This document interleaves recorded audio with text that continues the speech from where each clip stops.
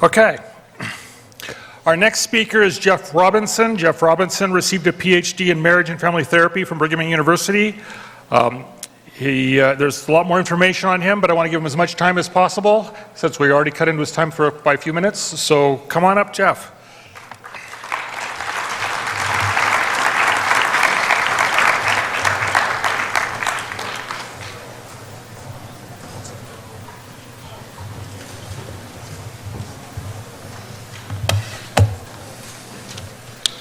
I appreciate the lack of introduction.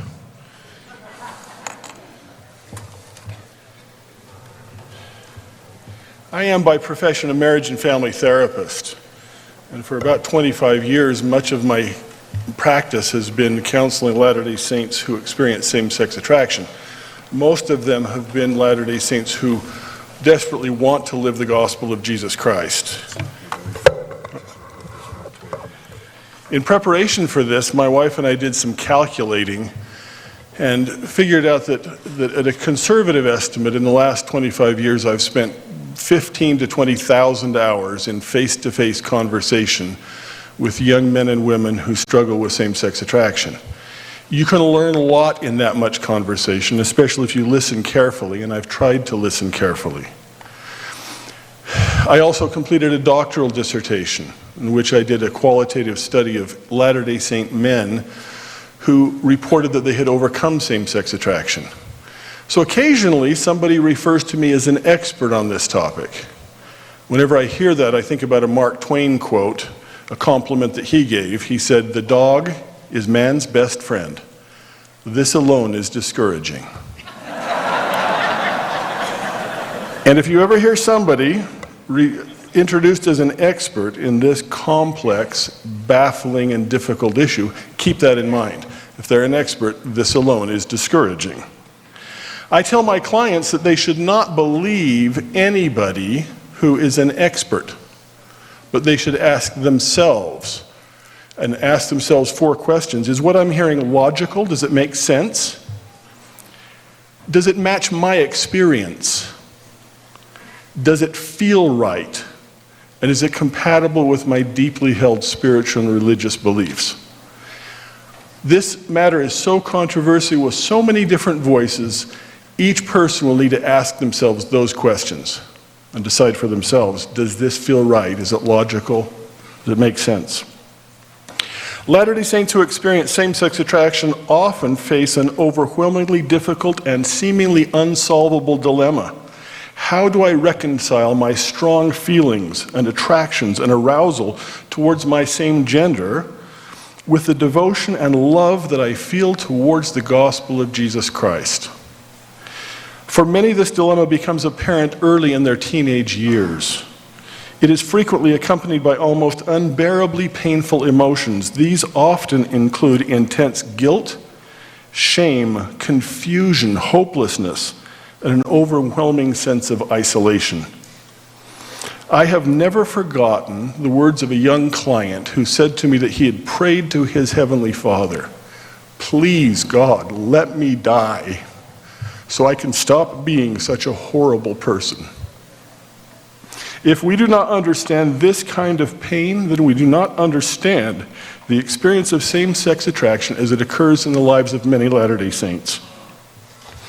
Over the last 25 years, I have spent thousands of hours in these kinds of conversations. The great majority of the individuals I have spoken to are seeking assistance in more fully living the gospel of Jesus Christ and hoping to be able to do something about these feelings. In all that time, I do not recall a single conversation in which I talked to anyone about changing their sexual orientation. I make it clear to them that regardless of any therapy we do, it will not reduce their ability to become aroused to someone of their own gender. Yet in spite of this lack of change in sexual orientation, many of these individuals find their feelings of same-sex attraction become much less of an obstruction to living the gospel and moving forward in their lives. How can this be? I tell the people that I work with that the single biggest thing I can do to help them is to help them to think differently about what they are experiencing. about the issue of same-sex attraction. In order for them to think differently about it, not only do I not talk about changing their sexual orientation, I talk to them about the idea that even thinking in terms of having a sexual orientation is not very helpful. Let me illustrate that point. Suppose for a minute that I hold my pen out and then I let go of it. What will happen to it? It falls. That's easy, but why will it fall? What makes it fall?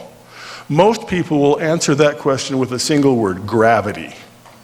But the fact of the matter is, we don't know why it falls. Science has yet to have a complete explanation for gravity. We just know that everything that is unsupported falls. And we call that gravity. And then we do something very interesting. We label it as gravity, and then we talk about it as though we have explained it, when all we've really done is label it. Why do things fall? Well, because of gravity. Well, how do you know there's gravity? Well, because things fall. But why do they fall? Well, because of gravity. See, it simply goes in a circle. Calling it gravity adds no new information to the fact that things fall. It simply makes it more convenient to talk about. We do the same thing in the social sciences. Take, for example, the concept of self-esteem. Self-esteem began as a description of what people were doing. People who said or thought good things about themselves were thought to have high self-esteem. People who said or thought bad things about themselves were said to have low self-esteem. But what began as a description of what people were doing, thinking or saying good or bad things about themselves, quickly came to be talked about as though it was the reason they were doing it. So why is that person saying such bad things about himself? It's because he has low self-esteem. How do you know he has low self-esteem? Well, because he says such bad things about himself. But why does he say such bad things about himself? Well, low self-esteem. Again, it goes in the circle. This form of reasoning is common in our culture, and it permeates and dominates the social sciences. We diagnose, label, categorize, and classify people. And then we explain their behaviors and traits as though they were occurring because of these diagnoses, labels, categories, and classifications. We label and then talk as though we have explained. In many instances, this habit may be relatively harmless, and it might occasionally do some good. I fear, however, that when it comes to the issue of same-sex attraction and the way many individuals think about themselves and their feelings, this habit does great harm. Why is that person sexually attracted to his same gender? Well, it's because he's gay. Really? How do you know he's gay? Well, he's attracted to people of the same gender. But what makes him do that? He's gay. See, again, it just goes in a circle. Through our labels and classifications, we have created a different kind of person, a different species, the homosexual or gay person. We have identified and labeled something called a sexual orientation and given it power to cause people to have certain kinds of intense feelings and desires. When I meet with clients, I always ask them this question. If you could get an answer to any question regarding this struggle that you're having, what would your question be? Almost universally, most of them say, my number one question would be, why? Why do I have these feelings? Much of their confusion, shame, and hopelessness appear to hinge on their not understanding why they have these feelings. Thinking clearly about cause seems central, not only to decreasing their confusion and shame, but also to recognizing what reasonable or credible options might be open to them. Now, most ways of understanding cause when it comes to same-sex attraction fall into 5 main categories. I want to describe each of those to you. And then I want to tell you which one I think contains the most truth, and therefore is in the long run more helpful and hopeful than the others. This is dangerous ground. Because of the overwhelming pain often associated with same-sex attraction, Many individuals and groups hold strong beliefs regarding its cause and feel threatened and even angry if those beliefs are questioned. I don't blame them. Many individuals have wrestled long and hard deciding what they will believe regarding the why of their feelings. They often feel that they have finally found understanding, peace, and direction for their lives based on their answers. But for many others, none of the answers they have considered have brought them peace. It is to those individuals that I offer an invitation to think differently about same-sex attraction. The first explanation that many people have turned to when trying to understand the cause of same-sex attraction is that individuals have somehow chosen to have those feelings.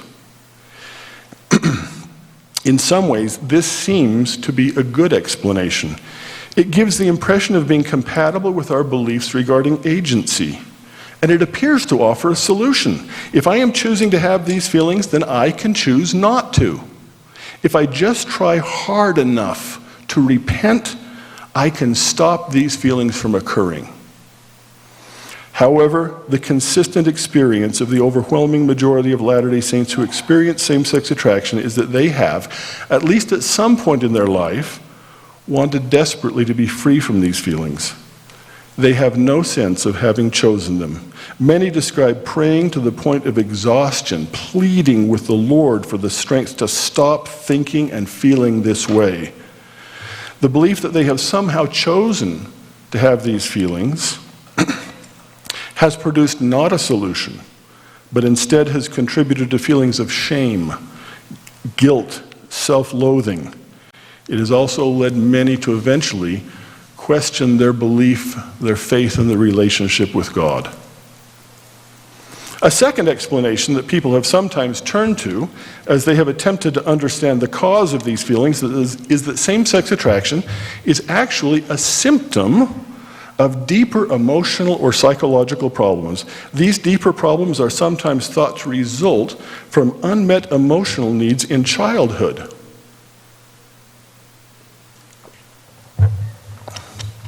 In this way of thinking, same-sex attraction is less a matter of morality and more a matter of psychopathology.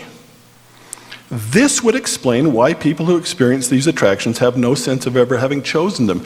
It would also explain why these feelings are so difficult to stop. And here the central solution to the dilemma for same-sex attraction shifts from one of repentance to one of therapy and emotional healing. Many people, however, find this explanation offensive. They do not want to consider themselves to be psychologically or emotionally damaged goods.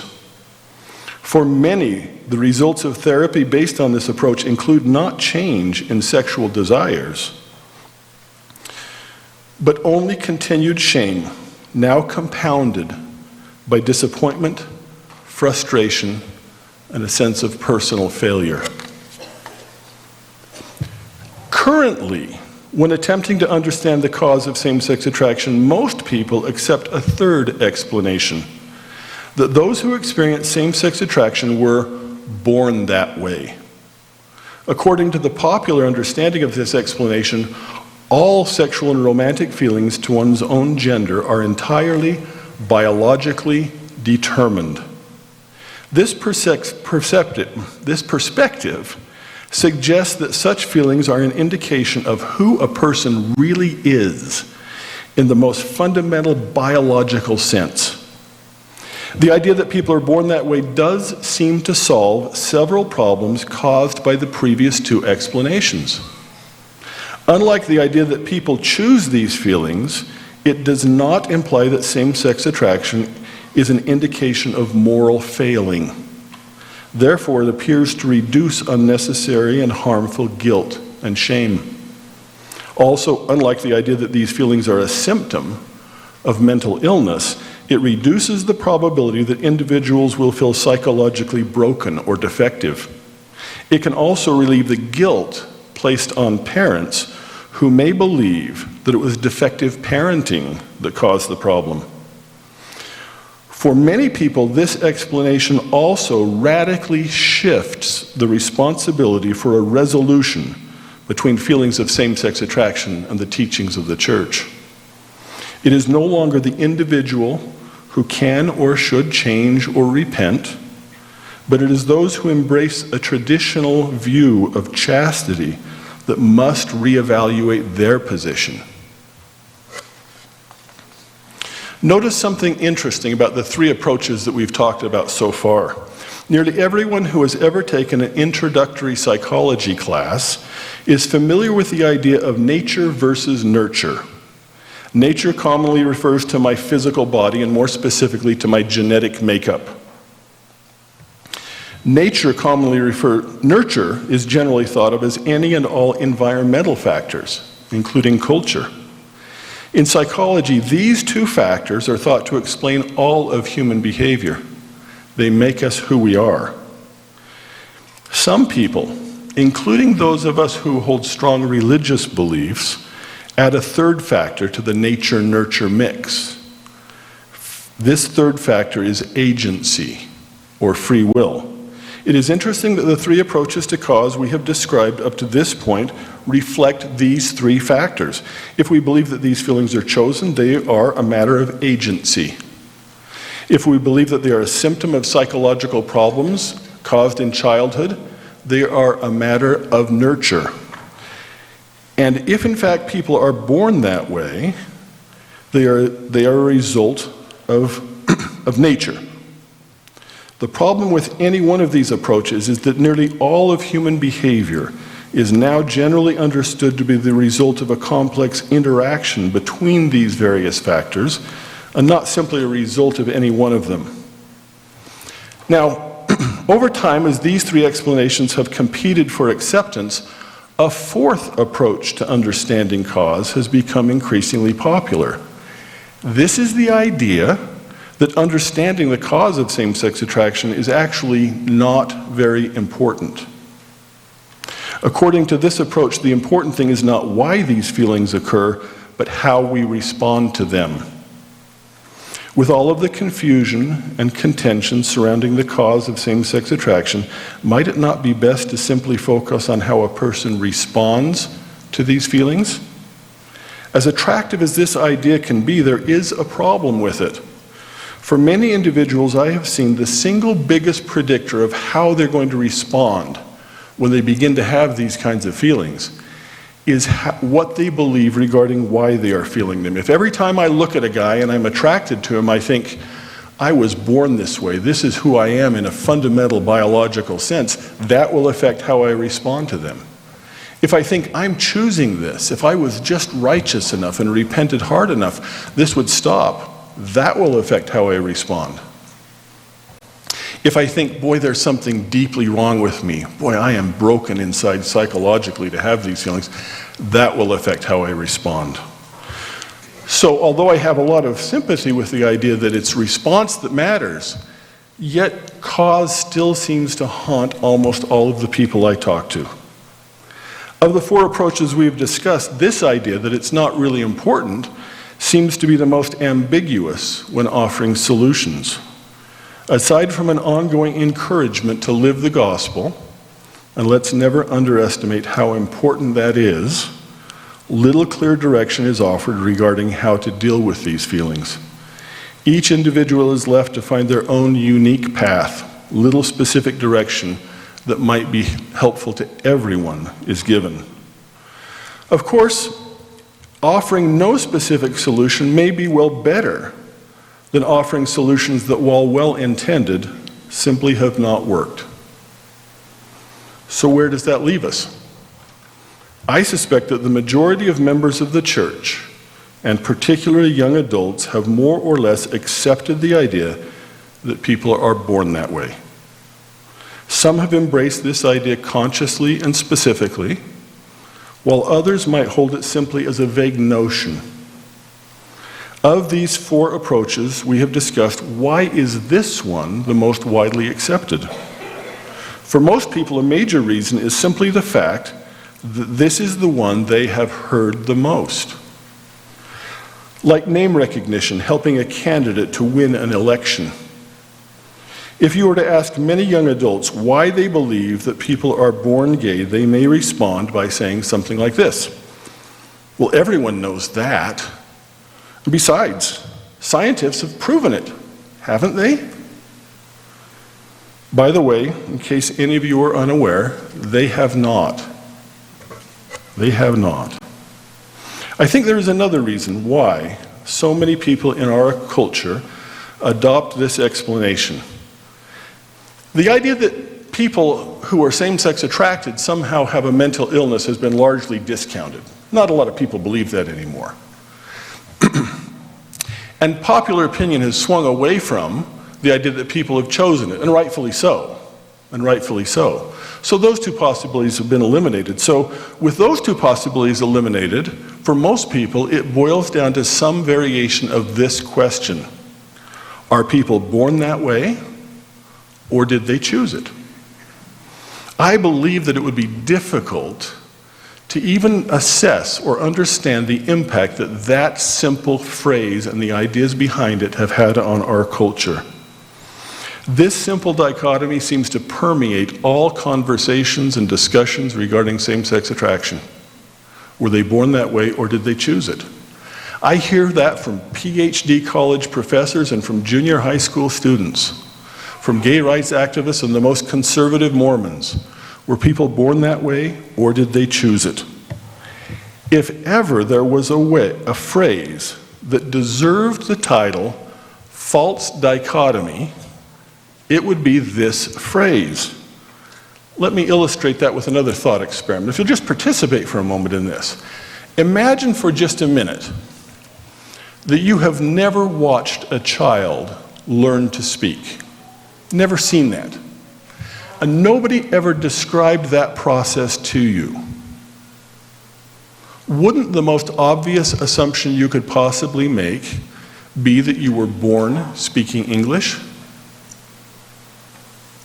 Do you remember a time you didn't speak English? Do you remember choosing to speak English? Do you remember working at it? So here's something that's very fundamental to your human experience on this earth. The language with which you make sense out of the entire world. The language with which you communicate and establish and maintain the most important relationships of your life. And yet hear this fundamental thing about you: you did not choose. And you were not born that way. And it would be very difficult or impossible to change. Now, just for the people here who don't speak a foreign language, think for a minute if I asked you to go 60 seconds without thinking anything in English. Go! Most of us can't go 5 or 10 seconds. So the idea that this thing is acquired doesn't mean that we were born that way or that we chose it. And yet it can be a fundamental part of our experience in this life. In a similar way, the idea that people were either born gay or that they chose it, on closer examination, also seems to be entirely unreasonable. In my opinion, this idea has been a major factor in misleading and distorting popular opinion regarding the nature of same-sex attraction. So then this leads us to the fifth way or approach of understanding the cause of same-sex attraction. This fifth approach is the one that I believe. It's the one that I believe is the most truthful and therefore ultimately in the long run the most helpful and the most hopeful. When clients seek help from me saying they want to more fully live the gospel, I try to persuade them to adopt this fifth approach to thinking about cause. And I ask them to let it inform their thoughts and their feelings regarding what they are experiencing. What I tell clients is that the fifth approach to cause is simply this: same-sex attraction is just something you know how to do. I tell them that I'm going to be a human thesaurus. I tell them that same-sex attraction is simply something you know how to do. It is merely something you know how to do. It is only something you know how to do. It is nothing but something you know how to do. It is not a symptom of biological mandates, mental illness, or evil choices. It is simply something you know how to do. Like the language you speak, it is not something you had any choice in. Also, just as you were not biologically destined at birth to speak any specific language, it is not something you were biologically hardwired to do. And finally, as with language, it is not something that can or needs to be fixed or cured. At this point, it would be important to point out that what I've said about same-sex attraction, I also believe about opposite-sex attraction or heterosexuality. I think that all forms of sexuality are acquired, that none of them are hardwired into us. I believe they're acquired in a cultural context that we participate in, but we have little say in.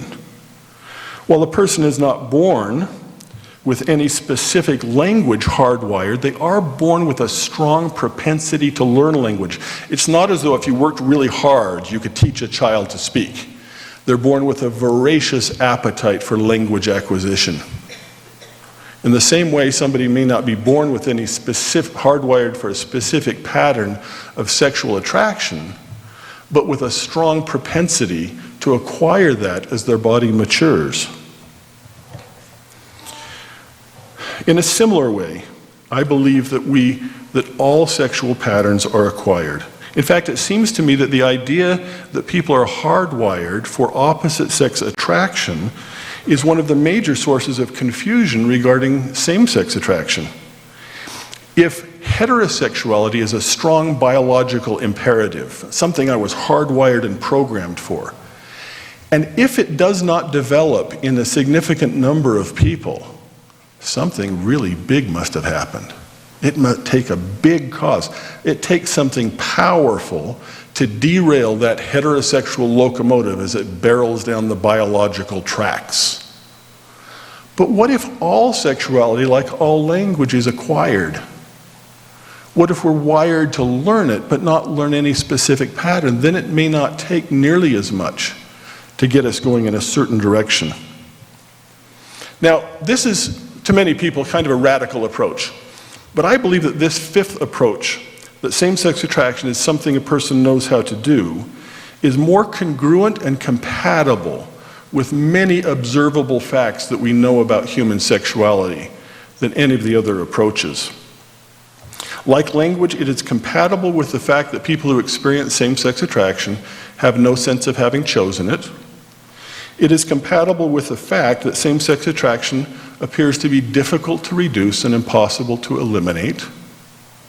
It is compatible with the fact that most individuals who experience same-sex attraction have at least average mental health, and some have excellent mental health and still experience that. It is compatible with the fact that if a gay man has an identical twin, and therefore identical genetic makeup, there is a roughly 80% chance that his identical twin will not be gay. It is compatible with the fact that those who are born and raised in large cities are more likely to experience same-sex attraction than those who are born and raised in small towns and rural communities. It is compatible with the fact that there appear to be cultures in which same-sex attraction does not exist, and also compatible with the fact that in some cultures, at least for men, some form of same-sex attraction appears to have been almost universal. It was the norm. All men were sexually attracted and aroused by other men. Ancient Rome, ancient China, Greece, other cultures. It is compatible with the well-documented phenomenon of sexual fluidity. The fact that in some individuals, sexual attraction does change and morph over time. It is further compatible with the fact that when someone's sexual attractions do change, they don't switch from one attraction to another, they expand their repertoire. They expand their repertoire. Like most things we know how to do, we do not forget how to play the piano when we learn to play the guitar. We do not lose old attractions, but we sometimes get new ones. It is compatible with the fact that the great majority of those who experience same-sex attraction also experience significant levels of opposite-sex attraction. Well documented. Go to YouTube and look at a video by Lisa Diamond. Astounding, interesting video. People simply do not fall into the discrete categories that we have constructed for them. It is compatible with the statement of the American Psychological Association regarding cause, that no single factor has been shown to cause same-sex attraction, and that many people believe that both nature and nurture play complex roles. The idea that same-sex attraction is something a person knows how to do fits comfortably with my experience when I was doing my doctoral dissertation. They were recruiting people for me to interview who said, I've overcome same-sex attraction. I'm happily married to someone of the opposite sex. And as I sat down and interviewed these individuals, each one of them said something like this: I could still do it. I mean, I know how. I could easily do it. I just don't feel a desire or a need to anymore. And this was 25 years ago, and I remember thinking, you could still do it? Oh no, they were going to send me people who had changed. Maybe the next person will really have changed. You know? But again and again, I could still do it. Their repertoire had expanded, not switched. The idea that sexuality is something a person knows how to do is also fully compatible with the fact that things we know how to do are always influenced by our biology. Let's do another thought experiment. Say for a moment that you took an NBA basketball star and a concert pianist. If you had the ability to look deeply enough into their genetic and biological makeup, do you suppose that we would find genetic or biological factors that correlate with these unique abilities? Without doubt. And yet we would still consider these to simply be things that they know how to do and know how to do very well. We could also be quite certain that while these genetic or biological predispositions might be present, they would not manifest themselves in individuals who were raised in cultures where there were no basketballs or pianos. Now let me illustrate that. All of the clients I work with, I do a thought experiment with them. I ask them at some point, I say, I want you to imagine for just a moment that you grew up in the same world that you did grow up in. Same church, same family, same parents, siblings, friends, schools, neighborhood, and you were the same person. Everything was exactly the same in the world you grew up in, except this one thing, that in the world that you grew up in, there was no such thing as same-sex attraction. You had never heard the word homosexual. The word gay only meant happy. Nobody got teased or made fun of or called gay or fag or queer on the playground growing up. There was no gay pornography available anywhere, no gay hookup places, nobody to do anything with, nobody came out of the closet and declared they were gay. Nothing. Nobody whispered about who's gay and who's not, or gossiped about what gay people do. You couldn't wonder or worry, I wonder if I'm gay, because there was no category to worry about.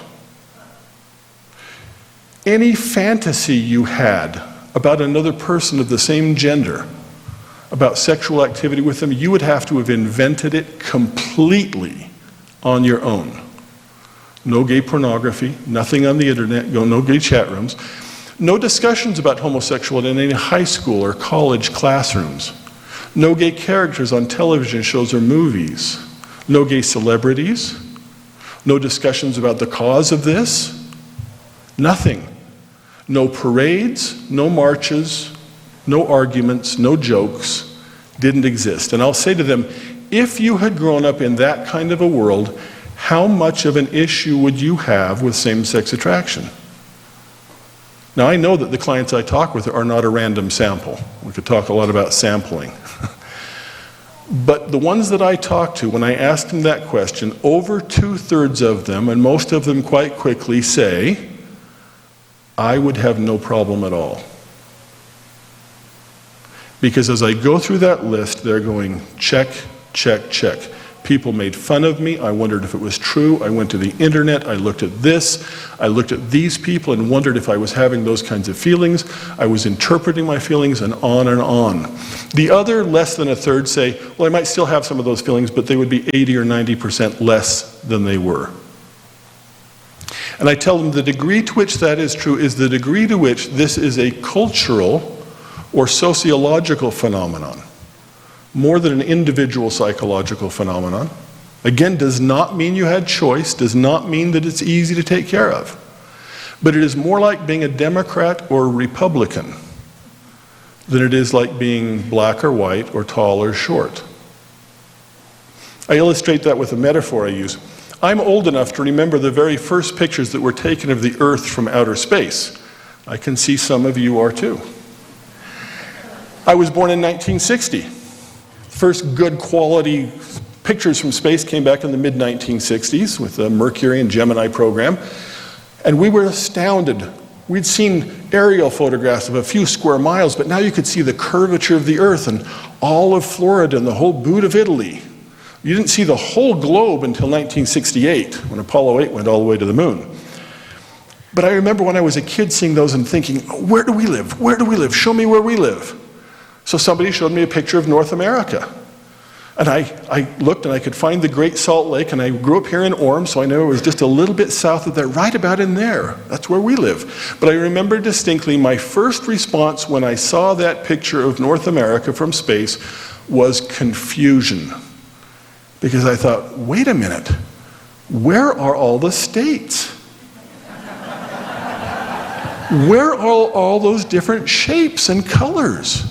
Where's Utah, that big rectangle with the corner taken out? Where are Canada and Mexico? It's just this big brownish, greenish blur.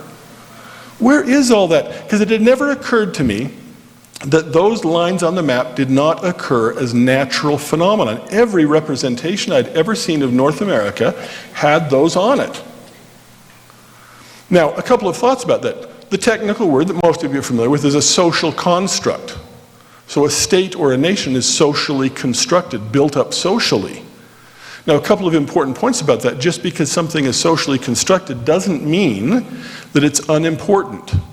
People define who they are according to those lines on a map, and people will give their lives to defend those lines on a map. The right circumstances, I might do that. They are the most important things in our life, things that are socially constructed. Secondly, things that are socially constructed, it's not that they have no relevance or connection to the natural world. There has to be land to draw those lines on. We don't make states out in outer space or in the ocean. And many of those lines follow coastlines or rivers or mountain ranges. So these lines are a way of interpreting the world, interpreting land. So the question is sexuality in its many different forms and many different labels and many different categories, and most people have become completely confused by the long list of LGBTQ, PQ things, are these naturally occurring phenomenon or are they socially constructed realities? The idea that they're socially constructed is a prominent psychological theory. I'm not just blowing smoke, I didn't make it up. Some of you will be interested in that. I'm going to give you a reference. Probably the most thorough article I have seen that delineates this was in the Journal of Homosexuality, January 2015. Quite not a conservative journal. Inhabiting the Sexual Landscape Towards an Interpretive Theory of the Development of Sexual Orientation and Identity. A thorough scholarly discussion about this perspective. So, while this way of understanding same-sex attraction does not offer easy answers or quick fixes, I believe that it does open up a range of possibilities that the other ways, born that way, chose it, mental illness, or doesn't matter, do not offer.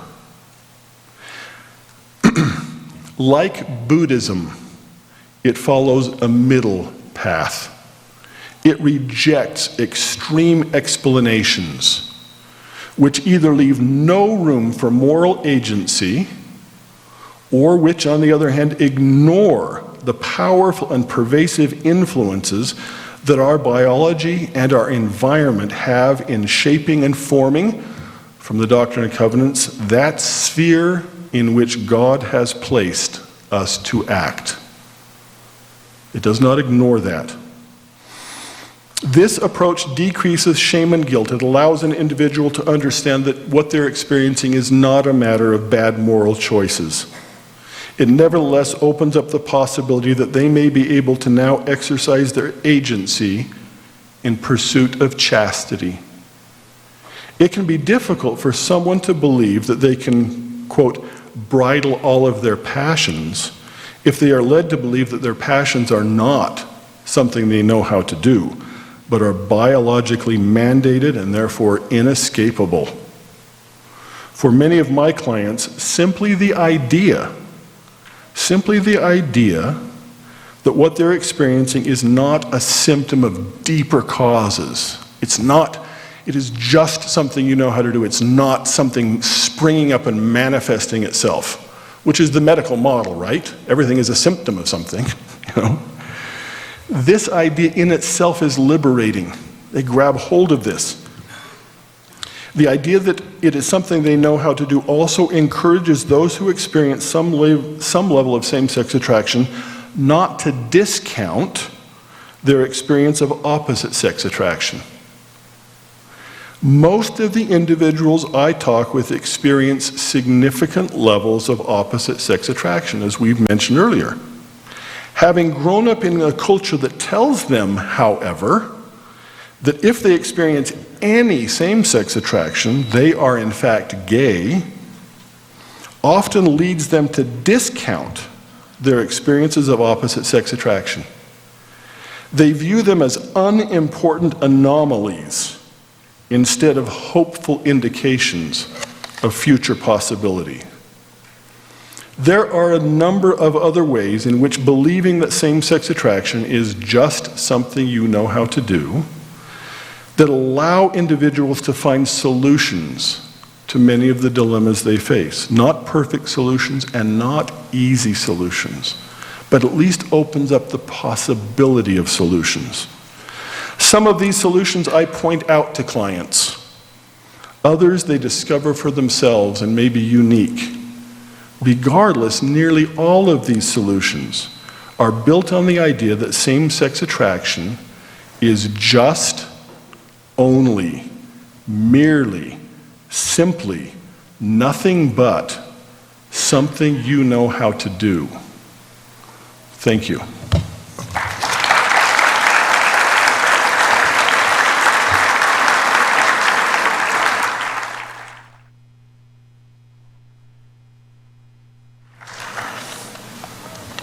Now that was a hard talk, so I'm only going to accept easy questions.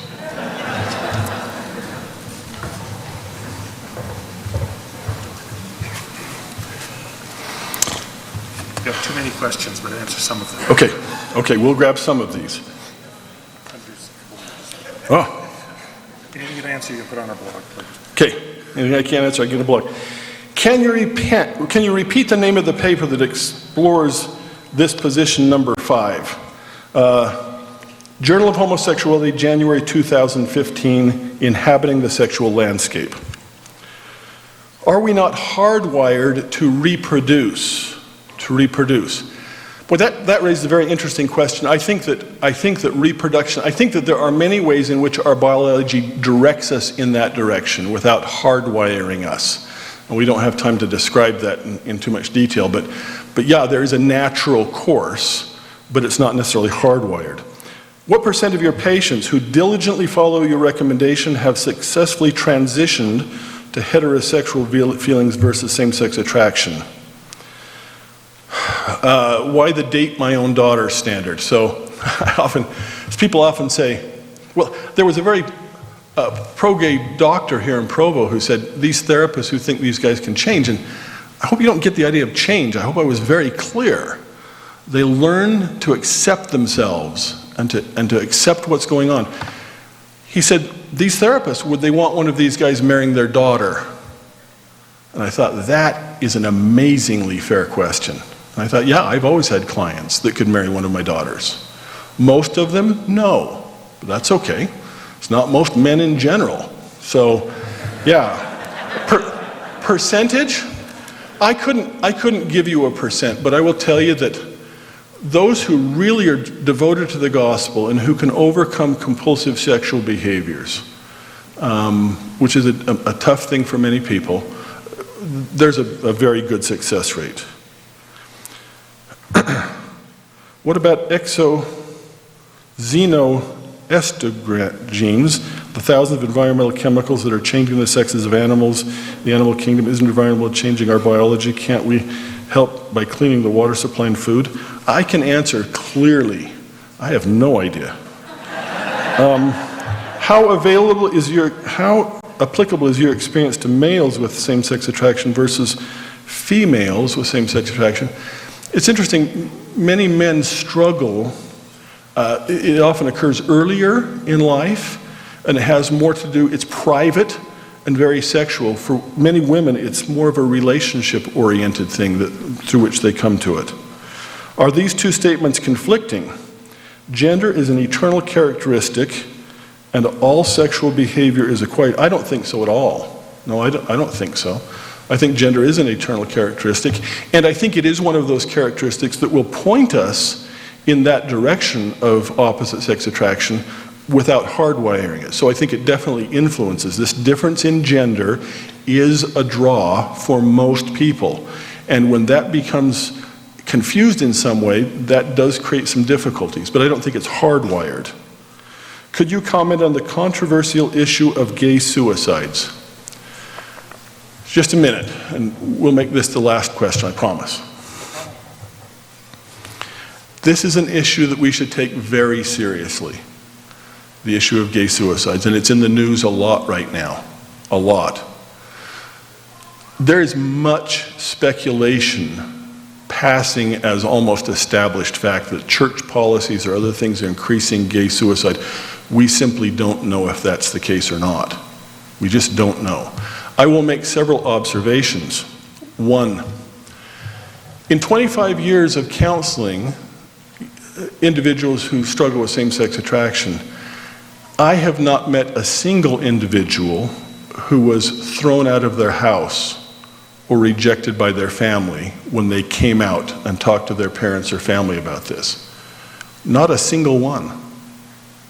Now, that doesn't mean that never happens. I clearly don't have a random sample, and I have to believe that that does happen, but in 25 years and hundreds of clients, not a single one was ever thrown out of their house or harshly rejected. What I have seen are quite a few people who have said to their parents, unless you will accept this as an entirely valid kind of relationship and embrace it completely, then you don't love me. And parents have said, we just don't think we can do that, and they will go and tell people, my family rejected me. I have seen that. That's one thought. Second thought, we know that suicide is a sociological, cultural phenomenon in many ways, as much as an individual psychological phenomenon. Everyone's familiar with the idea of chain suicides, that one kid will commit suicide in a high school, and within a few months, several other kids will commit suicide. They come in clumps. It's interesting that sometimes there are suicide sites, places people go, bridges that they jump off of. There was a bridge in California that was seeing a lot of suicides. Huge controversy about the Golden Gate Bridge, which they have not put barriers up on because it would ruin the aesthetics. But they've studied that, and another bridge, I believe it was in California, lots of suicides, and they wanted to put barriers up, and they said, if you put barriers up there, people will just go commit suicide somewhere else. Well, that's not what happened. They put barriers up, and the suicide rate dropped in that community significantly. That bridge and its availability was an invitation, got people thinking sociologically about it. They were reading stories about yet another person jumping. So take a situation in which you have an impulsive, hurting adolescent.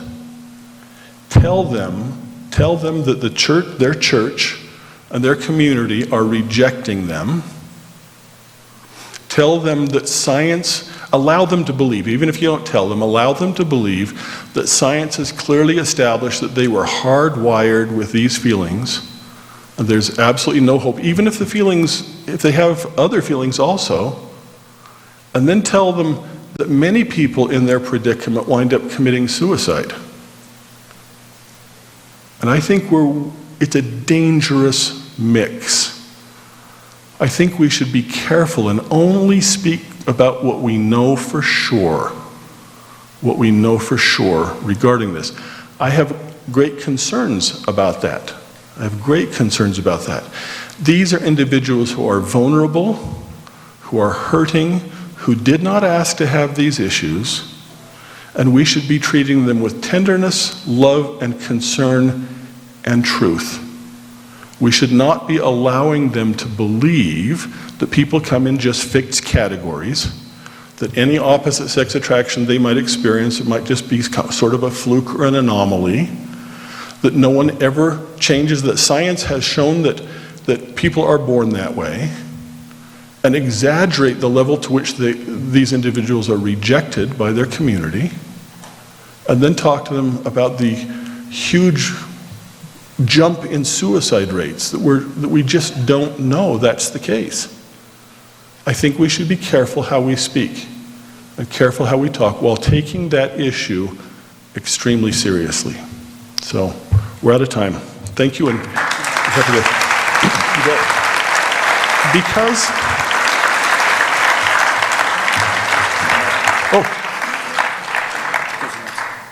because this is a tough and controversial issue, at the end of this conference, I'll wait out in the lobby and be happy to talk or answer any specific questions that people have. But thank you again.